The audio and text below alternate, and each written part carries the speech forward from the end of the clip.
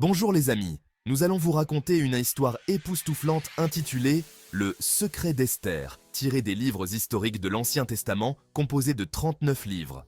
La Bible est composée en de 77 livres, 27 livres du Nouveau Testament et 39 livres de l'Ancien Testament.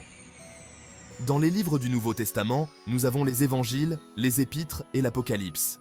Par contre, les livres de l'Ancien Testament sont composés du Pentateuque, des livres poétiques, des livres prophétiques et des livres historiques, d'où le livre d'Esther en fait partie. Vous êtes prêts à l'aventure? Alors, c'est parti.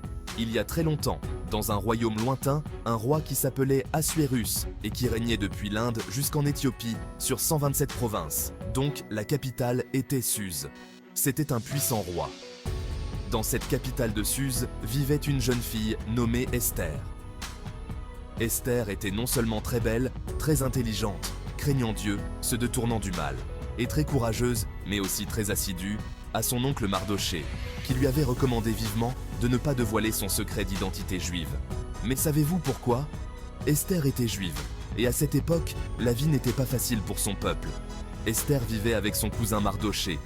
Mardochée était un homme très sage, et il aimait Esther de tout son cœur. Un beau jour, le roi Assuérus a décidé de choisir une nouvelle reine. Il a organisé un grand concours de beauté. Et devinez qui l'a remporté? Eh oui, c'était Esther. Elle est devenue la nouvelle reine, tout en gardant son secret bien caché. Tout semblait aller pour le mieux, mais un homme méchant du nom d'Haman a comploté pour nuire au peuple juif. Quelle terrible idée! Mardochée a alors demandé à Esther de les aider. Esther, pleine de courage, a décidé de parler au roi, même si cela mettait sa vie en danger. Elle a invité le roi et Haman à un grand banquet.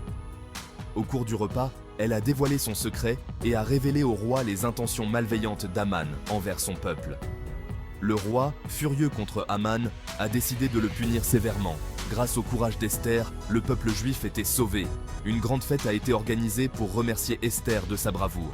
Alors les enfants, que retenons-nous de cette histoire? Il faut toujours être courageux et défendre ce qui est juste, même quand c'est difficile. Esther nous montre qu'avec du courage et de l'honnêteté, on peut changer les choses. Merci d'avoir écouté l'histoire d'Esther avec moi. À bientôt pour de nouvelles aventures. Au revoir.